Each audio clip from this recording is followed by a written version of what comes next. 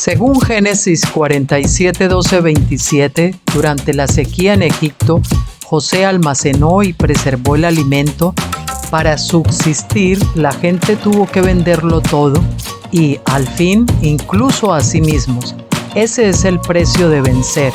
Así es en este tiempo del fin, donde conseguir el alimento para entrar al reino y conquistar nuestra tierra, que es Cristo, formado en nosotros, nos costará renunciar a todo, incluso a nuestra propia vida. Pero a cambio de nuestro todo, tendremos su todo y reinaremos con él. Con ustedes, José.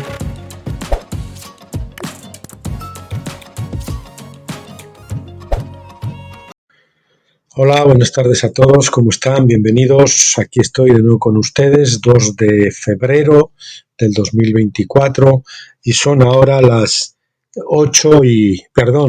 18, es decir, las 18:08 de la tarde aquí en España. Bien, continuamos con el libro de Daniel. Yo ayer les había dicho que íbamos a continuar, que hacíamos 2 capítulos del gran jubileo de la creación, pero no es así, del que estaba haciendo 2 vídeos es de Daniel.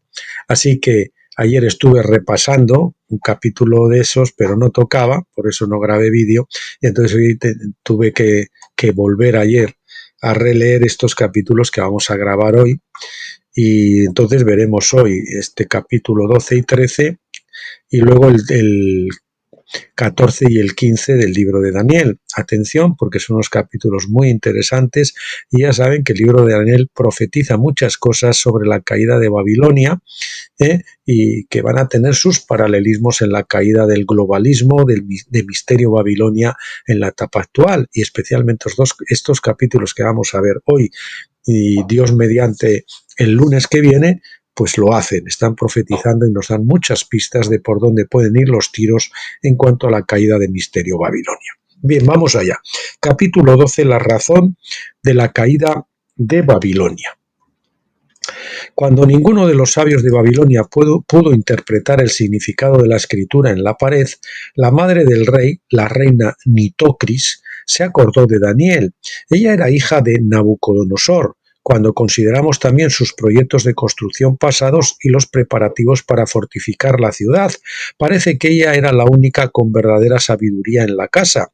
Nuestro respeto por ella se profundiza cuando expresa su confianza en el profeta olvidado, lo que tenemos en Daniel 5 del 10 al 12, que dice: la reina entró en el salón del banquete a causa de las palabras del rey y de sus nobles. La reina habló y dijo: oh rey, vive para siempre.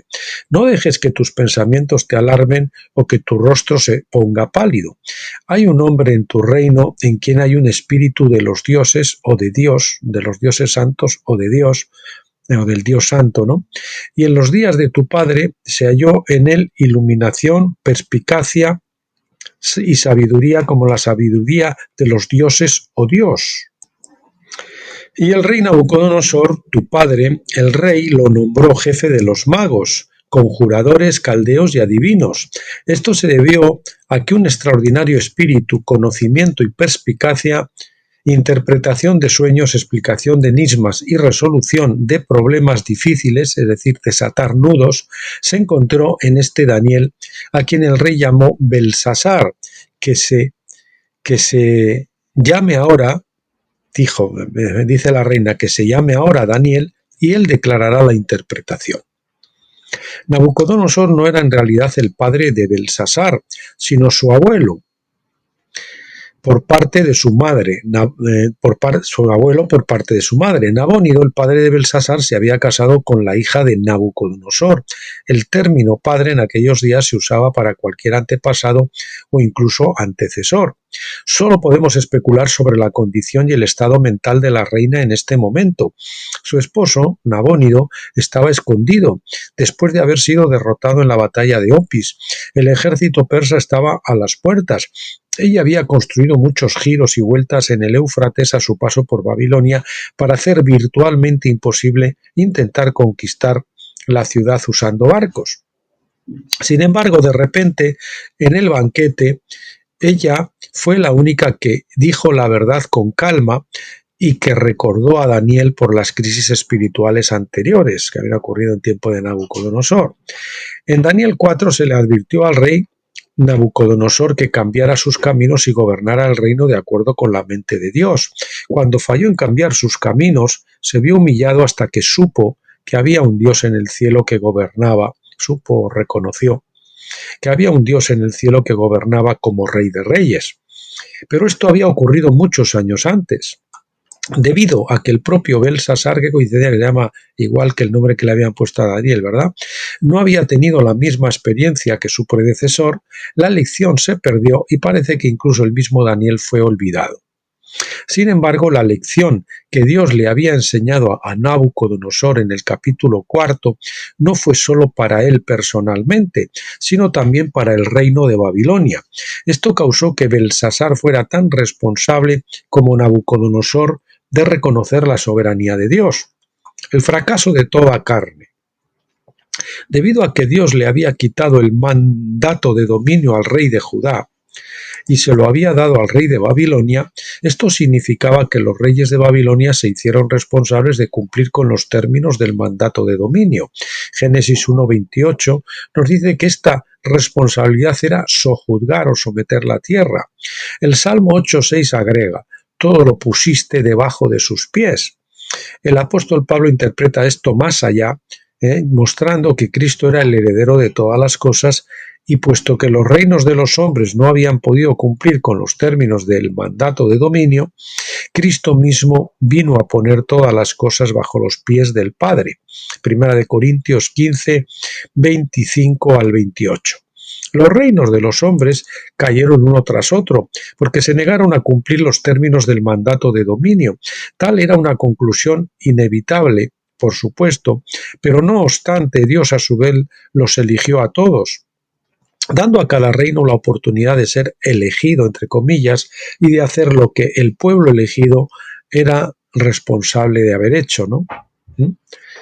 Era responsable de haber hecho, de hacer, pero no lo hizo.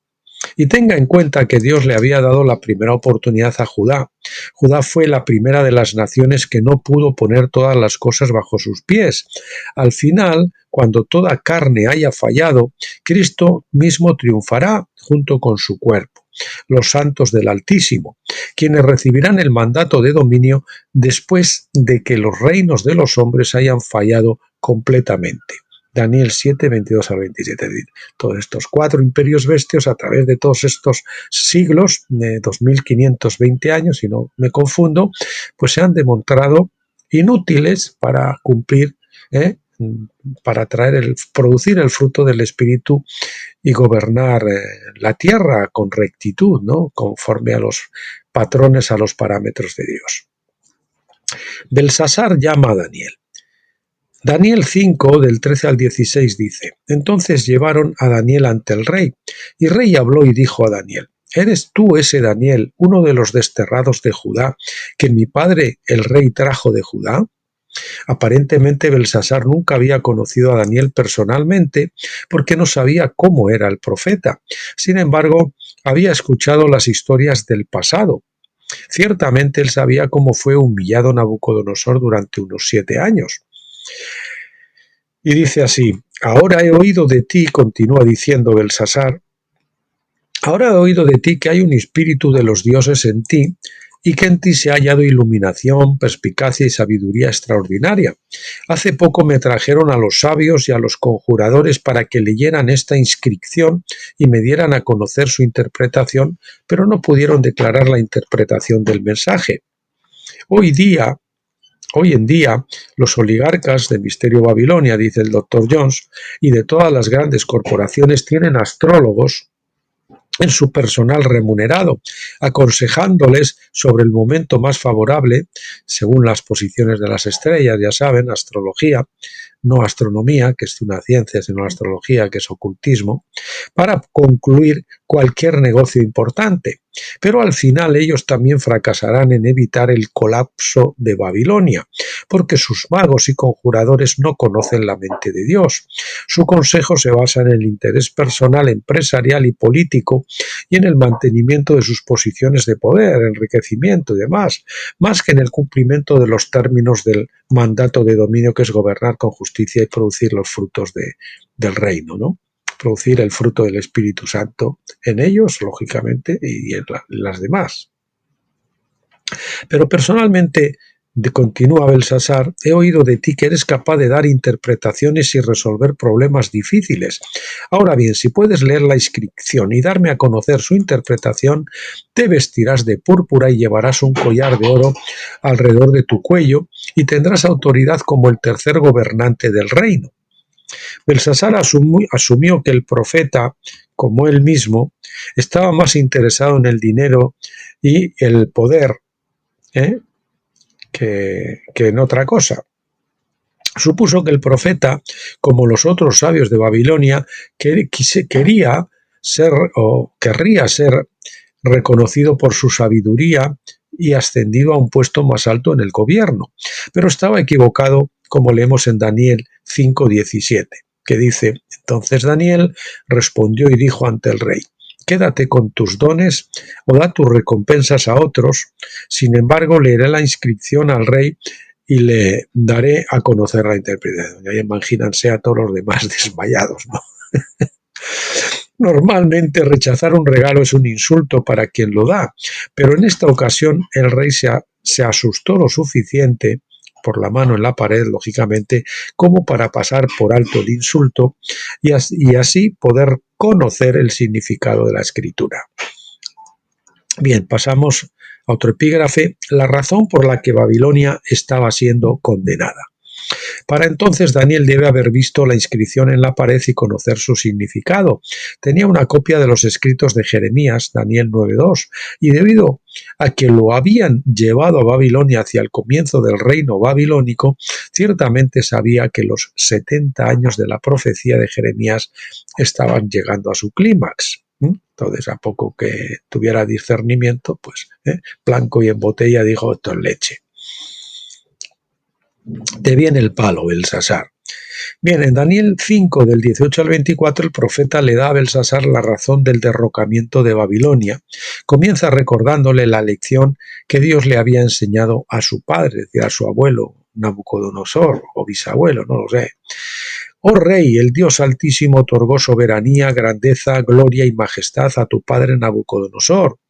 Y por la grandeza que le concedió, todos los pueblos, naciones y hombres de todas las lenguas temieron y temblaron ante él. A quien deseaba mataba y a quien deseaba perdonaba la vida, a quien deseaba elevaba y a quien deseaba humillaba.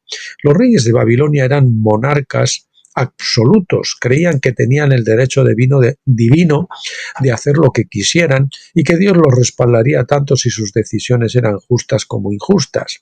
De hecho, su definición de justicia se basaba únicamente en si era la voluntad del rey o no. Si el rey lo hacía, entonces era justo. Era la misma mentalidad de la que habló muchos años después el presidente de los Estados Unidos, Nixon, en una entrevista con David Frost, el 19 de mayo de 1977. Dice Nixon: bueno, cuando el presidente lo hace, eso significa que no es ilegal. Frost le responde: por definición. Y Nixon responde: exactamente, exactamente. Ahí tienen el enlace. Tenía ya complejo por lo que se ve de rey babilónico. El rey Nabucodonosor gobernó usando el miedo, al menos hasta que fue humillado por la mano de Dios. Todos los hombres sabían que sus vidas estaban en manos del rey para hacer lo que quisiera con ellas. Ninguno de los reyes consultó a Dios para hacer la voluntad de Dios considerándose como mayordomos del trono. En cambio, gobernaban por su propia voluntad y asumían que Dios les daba este derecho. No solo Belsasar, sino todos los reyes de Babilonia después, eso es lo que piensan hoy en día, ya saben, las élites, que creen dioses. Después, no solo Belsasar, sino todos los reyes de Babilonia, después de Nabucodonosor, siguieron haciendo mal uso del mandato de dominio, pensando que sus tronos eran de ellos en lugar de Dios. Desafortunadamente para Belsasar, él estaba en el trono cuando el tiempo de Babilonia llegó a su fin, por lo que pagó la deuda por su pecado y el pecado de sus predecesores. Daniel continúa recordándole a Belsasar sobre la experiencia de Nabucodonosor. Dice, pero cuando su corazón se enalteció y su espíritu se volvió tan orgulloso que se comportó con arrogancia, fue depuesto de su trono real y su gloria le fue quitada. También fue expulsado de la humanidad y su corazón fue hecho como el de las bestias, y su morada estaba con los asnos monteses. Se le dio pasto para comer como al ganado, y su cuerpo fue empapado con el rocío del cielo, hasta que reconoció que el Dios Altísimo gobierna el reino de la humanidad, y que él pone sobre él a quien él quiere. Estas fueron palabras fuertes para decírselas a un monarca absoluto que reclamaba el poder de la vida y la muerte sobre todos sus súbditos. Saben que a Daniel no le temblaba el pulso porque él tenía una posición muy firme, estaba parado sobre la roca eterna, ¿verdad? En circunstancias normales, Belsasar probablemente habría sentenciado a muerte a Daniel de la manera más dolorosa posible, pero como el temor, el amor de Dios echa fuera todo el temor, pues Daniel no tenía miedo a decir las cosas como son, a decir la verdad. Sin embargo, tú, su hijo Belsasar, fíjese, ahora lo acusa él, no has humillado tu corazón, aunque sabías todo esto, eso lo he subrayado, sino que te has exaltado contra el Señor del cielo y han traído los vasos de su casa delante de ti, y tú y tus nobles, sus esposas y sus concubinas han estado bebiendo vino en ellos. Y has alabado a los dioses de plata y oro, de bronce, hierro, madera y piedra, que no ven, ni oyen, ni entienden. Pero al Dios en cuyas manos están tu aliento de vida y tus caminos, no has glorificado. Beber el vino de Babilonia de los vasos de la casa de Dios profetiza también la causa de la caída de Misterio Babilonia, en nuestros días, ¿no? El vino de Babilonia es la falsa enseñanza, en particular se manifiesta en el culto a los dioses de plata, oro, bronce, etcétera, en la propia casa de Dios. En otras palabras, la casa de Dios, que fue diseñada para ser una casa de oración para todos los pueblos, hoy se ha convertido en una casa de comercio, así como el templo se había convertido en los días de Jesús, Juan 2:16, aquí está hablando de la iglesia. El Nuevo Testamento presenta este problema como la causa de la cercana destrucción del templo a manos del ejército romano. Cuando se enseñan las doctrinas babilónicas en la casa de Dios, la gente bebe el vino de Babilonia en los vasos de Dios. Repito, cuando se enseñan las doctrinas babilónicas en la casa de Dios, la gente bebe el vino de Babilonia en los vasos de Dios. Es por eso, en los vasos de Dios o de los vasos de Dios. Es por eso que la mayor parte de la Iglesia misma está descalificada para gobernar en el reino en la edad venidera. Es por eso que la mayor parte de la Iglesia, lo voy a subrayar también, está descalificada para gobernar en el reino en la edad venidera. Ese honor está reservado para los santos del Altísimo, que son los vencedores. Por esta razón, la primera resurrección se limita a unos pocos, como he explicado en mi libro, el propósito de la resurrección, que ahí lo tienen enlazado. Este creo que no lo hemos grabado todavía, pero lo tienen para descargar si quieren en el blog Tabernáculos. Bueno, pues hemos acabado ese capítulo 12, vamos con el capítulo 13, que dice la interpretación de la inscripción. Después de la larga reprimenda de Daniel dirigida al rey Belsasar por negarse a aprender la lección que le habían enseñado a su abuelo, leemos en Daniel 5 del 24 al 28. Entonces la mano fue enviada por él, dice Daniel, y se escribió esta inscripción. Ahora bien, esta es la inscripción que fue escrita. Mene, Mene, Tekel, Uparsin. Esta es la interpretación del mensaje, dice Daniel. Mene, Dios ha numerado o contado tu reino y le ha puesto fin. El 27 dice, el versículo 27, Tekel, has sido pesado en balanza y te han hallado deficiente, has sido hallado falto, no das la talla. 28, Pérez, tu reino ha sido dividido y entregado a los medos y los persas. Las palabras son procedimientos de quiebra, de una quiebra, ¿no? Mercantil. Mene quiere decir numerado, que significa que Babilonia había sido auditada por el tribunal divino. Tekel, pesado en balanza, lo que significa que Dios había descubierto que los créditos de Babilonia eran deficientes para cubrir sus débitos, sus débitos, sus deudas, voy a poner aquí, o débitos, y que la nación estaba en bancarrota. Uparsin quiere decir, Uparsin, es el plural de Pérez, quiere decir dividido, que significa que Dios había vendido Babilonia en subasta a los medos y persas. Todas estas palabras, por supuesto, eran del arameo, el idioma de Babilonia. Pérez o peras significa literalmente dividir en dos, también significa media mina, que explicaremos en breve. Bueno, ahí tienen un enlace para donde pueden ver eso. Daniel interpreta esto en el sentido de que Babilonia se había vendido en dos mitades, una para los medos y la otra para los persas. El nombre de Persia también se había derivado de la palabra aramea peras, porque recibió el nombre de Perseo, el rompedor.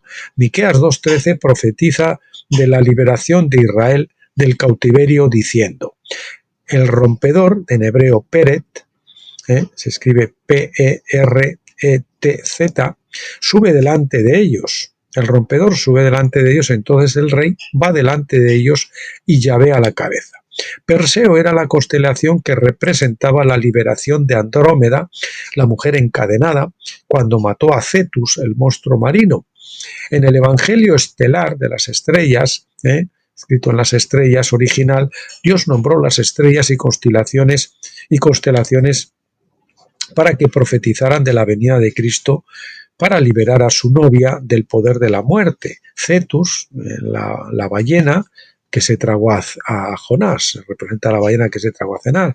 Es el libro del Evangelio Estelar. El Evangelio Estelar es un libro del doctor Ballinger, donde ustedes pueden leer ese maravilloso Evangelio en las estrellas, porque él lo relata muy bien. No me acuerdo ahora del título, pero que lo he presentado el otro día. Déjenme que lo mire y se lo digo en un momento. Sí, pues el libro lo acabo de coger de esa balda que ven ahí con libros atrás, es este, El testimonio de las estrellas, de E.W. Ballinger, que algunas veces lo pueden, yo creo que todavía lo podrán conseguir, seguramente, si no de segunda mano. Esto yo lo leí en el año ya 1996, no sé qué editorial es, por si viene por acá, se lo diré. El testimonio de las estrellas es de la editorial CLIE, de la editorial CLIE. Bueno, quizá lo puedan encontrar a lo mejor en otra editorial, no lo sé. Persia recibió su nombre de Perseo, incluso el nombre de Andrómeda, en griego Andromede, puede sugerir la participación de los medos, por eso de Mede, ¿no? Suena, ¿no? Por lo menos hay fonéticamente un parecido. En cualquier caso, el reino de Babilonia se dividió entre medos y persas. Por extensión, Belsasar representaba a Cetus, el monstruo marino que Perseo mató para liberar a Andrómeda. Tenga en cuenta también que tanto Perseo como Ciro eran tipos de Cristo. El primero del Evangelio original escrito en las estrellas, el Evangelio estelar, antes de que se escribiera la palabra, y el segundo en las profecías de Isaías en las Escrituras. Cuando el Evangelio de las estrellas comenzó a pervertirse y mal aplicarse, Dios se aseguró de que recibiéramos la palabra escrita.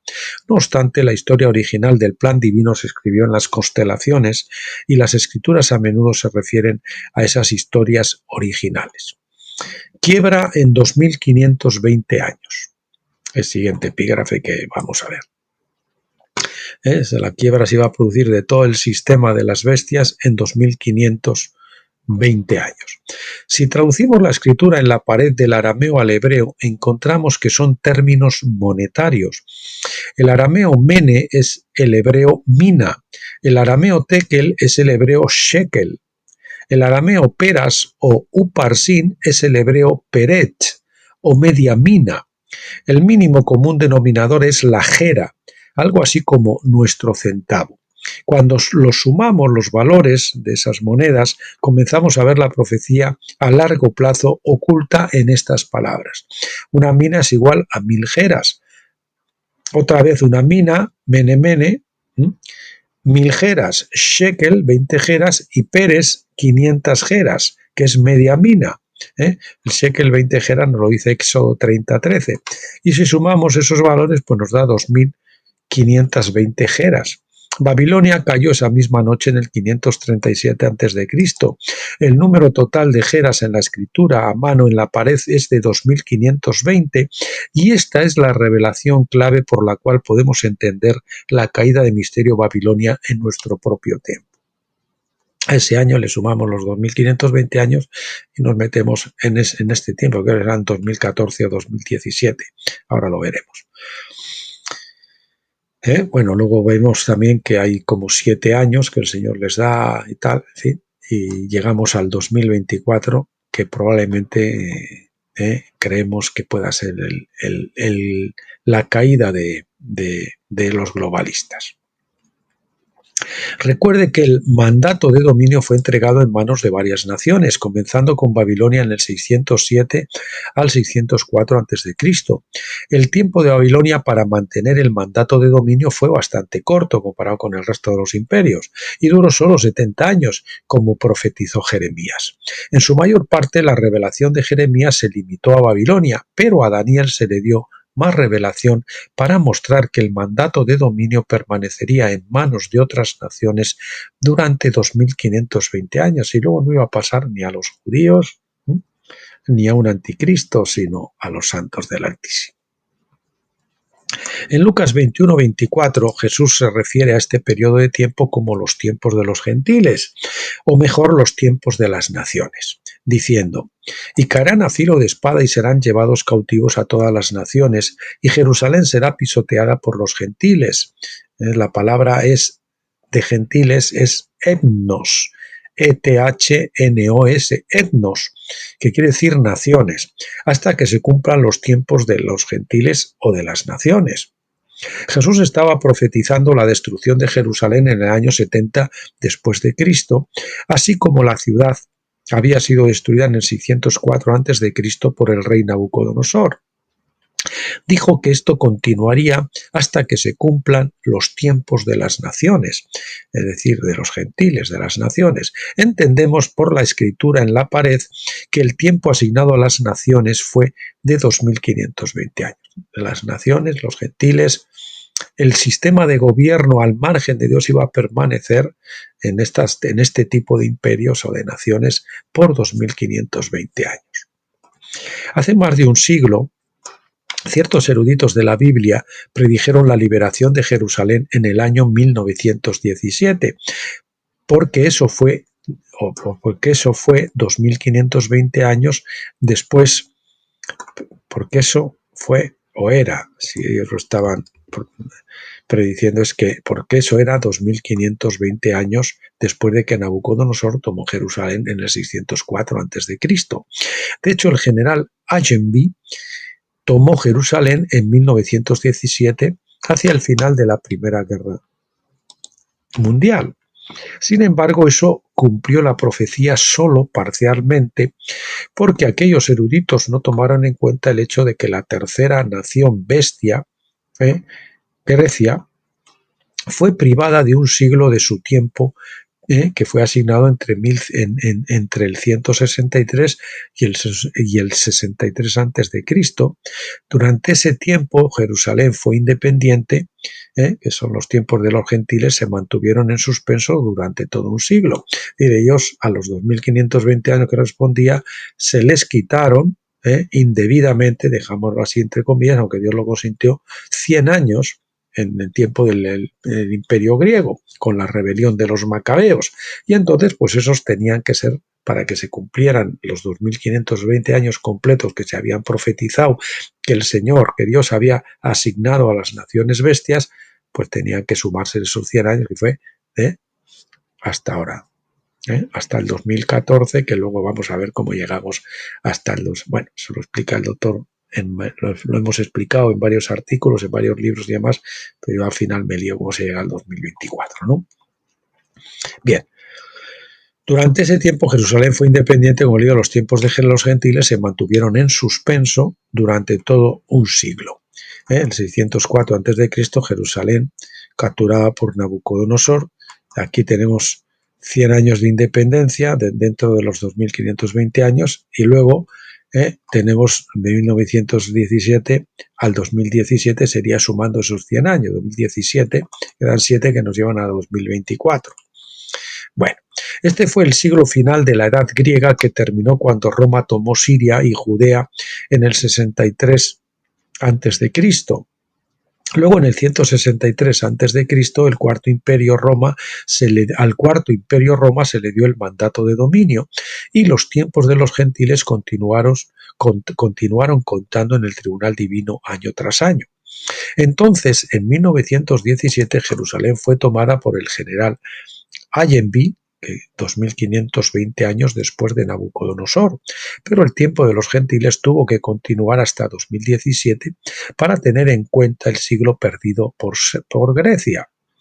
Del mismo modo, si usamos la fecha en que Babilonia se convirtió en imperio en el 604 a.C. como nuestro punto de partida, 2520 años más tarde nos sitúan en 1914. El Banco de la Reserva Federal se estableció en 1914 para traer el mundo de nuevo a esclavitud, a Misterio Babilonia, para llevar, me gusta más, al mundo de nuevo a esclavitud, a Misterio Babilonia. Un siglo después nos lleva al 2014, como hemos dicho, el año en que Misterio Babilonia perdió el mandato de dominio y la autoridad fue transferida a los santos del Altísimo, como nos dice Daniel 7:22. Ese fue el 2014, el año de la transferencia de autoridad, donde pasa ya a los santos del Altísimo. La Iglesia es desposeída también de esa particularidad que podía haber tenido, pero que empleó mal, y pasa esa facultad de profetizar, de hacer decretos, de acudir al tribunal celestial, pasa a los santos del Altísimo, a los vencedores. Esencialmente, Misterio Babilonia fue el imperio final creado en 1914 a 1917. Esos son los 100 años de cautiverio oculto, por eso se le llama Misterio Babilonia, que hemos estado esclavizados el mundo al sistema de la Reserva Federal y todavía, pues debido a lo que vamos a decir, estamos diciendo, no se ha caído eso, pero ya lo vamos a ver caer. Bien. Decimos, Misterio Babilonia fue el imperio final creado en 1914 a 1917 para dar a las naciones bestias su tiempo completo de 2520 años para gobernar la tierra. El siglo siguiente, que termina entre 2014 y 2017, es el tiempo agregado para dar cuenta del siglo perdido del imperio griego. Misterio Babilonia, por supuesto, se describe con más detalle en el libro de Apocalipsis. Según mis cálculos de hoy, él habla en el 2015, parece que Misterio Babilonia debería caer a fines de 2017, un siglo después de que el general Allenby tomara la ciudad de Jerusalén. Así que la profanación de Belsasar de los vasos sagrados del templo, así como la escritura en la pared, deberían ser más evidentes para 2017. Esto se basa en nuestra creencia de que los eventos de Daniel 5 profetizan la caída de Misterio Babilonia. Escuchen esto, los eventos de Daniel 5 profetizan la caída de Misterio Babilonia. Lo voy a poner subrayado también. Vamos a ver. La fiesta de Belsasar se está preparando incluso ahora y la mano de Dios se verá nuevamente. Esta es la fiesta que tienen ahora los globalistas, la Unión Europea y ya saben, el Soros y compañía, ¿no? Toda esa gente, vamos a nombrarlo, que se están frotando las manos con algunos organismos mundiales que no han sido elegidos por nadie, lo mismo que la Comisión Europea, que tampoco ha sido elegida por nadie, algunos demócratas, entre comillas, etcétera, etcétera, están preparando la fiesta y tal, y dándosela de que lo tienen todo controlado, pero es al contrario. Ellos ya están viendo que tienen muchas grietas en su muro y que su muro se derrumba. Tienen tantos agujeros en la barca que ya no tienen manos suficientes para cubrirlos. Bueno, avanzamos. La transición de 3 años. Aquí, ¿por qué no es el 2017? Bueno, aquí tenemos primero una transición de 3 años. Mientras tanto, Dios ya está preparando a su pueblo para recibir el dominio, como Daniel 7:27 dice. Entonces la soberanía, el dominio y la grandeza de todos los reinos debajo de todo el cielo serán dados al pueblo de los santos del Altísimo. Su reino será un reino eterno y todos los dominios le servirán y le obedecerán. Y aquí hay alguien, un amigo querido mexicano, que yo creo que ya me ha mandado más correos electrónicos, me ha mandado un estudio ayer, pero que, bueno, cosas interesantes, he leído la mitad, me queda la otra mitad, pero ya le puedo anticipar, si escucha este vídeo, que el tema escatológico está bastante descentrado conforme a la revelación que tenemos con la luz de tabernáculos, las leyes de la segunda venida, que es un libro que les recomiendo arduamente, el estudio completo de Apocalipsis que tienen ahí, etcétera, etcétera. Entonces, ahí vemos que cuando acaba el sistema de las bestias no viene un anticristo el que asume el gobierno, sino el libro de Daniel nos dice claramente, por lo menos un par de veces, que entonces el dominio es pasado a los santos del Altísimo, es decir, a los vencedores, no a un anticristo. Y en el libro de Apocalipsis se ve claramente que lo más que se consigue y lo más que estos coinciden es un monstruo con 8 cabezas, G7, G8, por algo así. Nada más, con 7 cabezas, es el G7, ¿no? El G7. Y ahí vemos precisamente que hoy ponía previamente una noticia diciendo que el BRICS, ahora ya ni más con la incorporación que lo anunciaron ayer o hoy, Arabia Saudita a los BRICS, ya superan, ya tienen el 35% del PIB, del Producto Interior Bruto Mundial, y superan al G7. Así que, atención, por favor, la escatología que nos enseñaron no es correcta.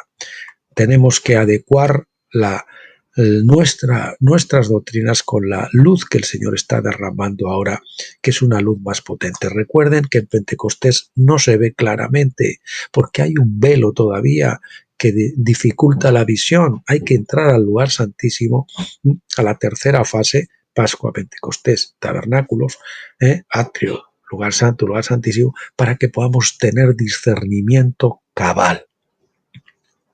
Cuando el dominio, es decir, el mandato se pase a los santos del Altísimo, marcará la culminación de la historia del reino y el fin de los gobiernos opresivos de hombres. Ya hemos tenido anticristos y hemos tenido 2520 años de gobiernos que se han manejado contra Cristo, al margen de Cristo, como quieran, que buscan su propia voluntad en lugar de gobernar bajo Dios. Ya hemos tenido 1520 años, no tiene que venir ahora un anticristo para continuar haciendo lo mismo, sino que se les terminó el tiempo.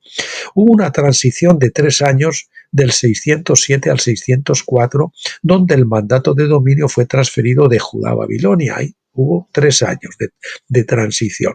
Entonces vemos que 2520 años después ocurrió la misma transición de 1914 a 1917, con la fundación del Banco de la Reserva Federal en 1917 y la marcha de Allenby hacia Jerusalén. La misma transición de 3 años se está produciendo un siglo después, entre 2014 y 2017. La transferencia de autoridad fue decretada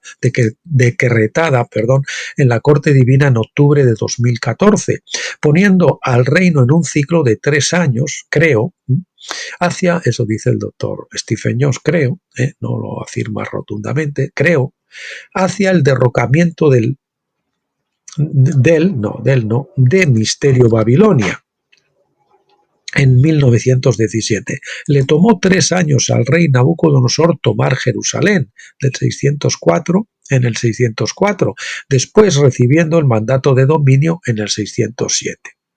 Así que también hubo un ciclo de 3 años, 2520 años después, de 1914 a 1917. Ahora nos encontramos en el ciclo de 3 años al final del tiempo de los 100 años de misterio de Babilonia, de 2014 a 2017. El final de Babilonia. Daniel 5, 29 dice: entonces Belsasar dio órdenes y vistieron a Daniel de púrpura, le pusieron un collar de oro alrededor del cuello y proclamaron que ahora tenía autoridad como tercer gobernante del reino. Belsasar ignoró la negativa de Daniel a aceptar estas recompensas, así como había ignorado la palabra de Dios a lo largo de su propia vida. Daniel no quería gobernar Babilonia, porque al igual que Abraham, buscaba una ciudad mejor. Buscaba una ciudad mejor, una patria mejor. Hebreos 11:16, y tenía una visión de las cosas celestiales que estaba escondida para Belsasar. De todos modos, las recompensas de Belsasar fueron irrelevantes, porque esa misma noche cayó Babilonia. Entonces, el nombramiento de Daniel pues no serviría, ¿no? Daniel 5, del 30 al 31 dice: esa misma noche fue asesinado Belsasar, rey caldeo, de modo que Darío el Medo recibió el reino alrededor de los 62 años. Bueno, pues esto ha sido lo que teníamos para hoy. El próximo día que estudiemos el libro de Daniel, que abordemos el libro de Daniel, será el capítulo 14, reorganizando el reino, que se titula, y el capítulo 15, que se titula, vamos a ver, el complot contra Daniel. Muy interesantes también estos dos capítulos que veremos y que nos dan muchas pistas de la caída del globalismo. Así que atentos, no se los pierdan. Bueno, mis queridos amigos, el próximo día entonces ya sí que continuaremos con como habíamos visto el otro día, vamos a ver, sí, nos toca, después de Daniel, nos toca ver el libro de reflexiones acampados en Gilgal.